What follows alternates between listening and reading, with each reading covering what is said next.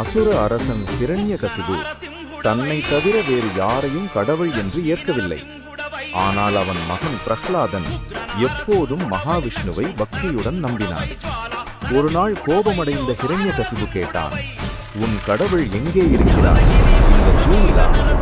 அப்போது அமைதியாக பிரஹ்லாதன் சொன்னான், கடவுள் எங்கும் இருக்கிறார். அந்த நொடியில் தூண் உதிர ஆரம்பித்தது.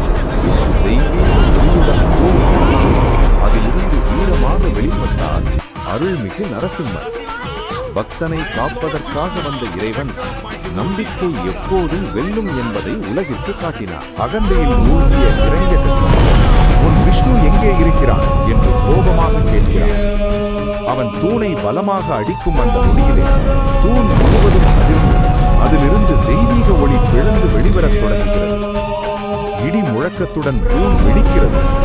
அதிலிருந்து அரை மனிதன் அரை சிங்கம் அற்புதமான நரசிம்மர் அவதரிக்கிறார். அவரின் கர்ஜனை உலகமே நடுங்கும் அளவிற்கு ஒலிக்கிறது. அதிகாரத்தின் அகந்தை கொண்ட ஹிரண்யகசிபுவை நரசிம்மர் தனது மடியில் அமர வைத்து அதர்மத்திற்கு முடிவு கட்டும் தெய்வ நீதியை நிறைவேற்றுகிறார். ஒளி பரவி இருள் அனைத்தும் மறைகிறது. பக்த பிரஹ்லாதன் பணிவுடன் வணங்குகிறான். நரசிம்மரின் கோபம் அமைதியாக மாறி அருளாக விளங்குகிறது. பக்தியை காக்கும் சக்தி எப்போதும் வெல்லும். உண்மையான பக்தியை கடவுள் எப்போதும் காப்பார்.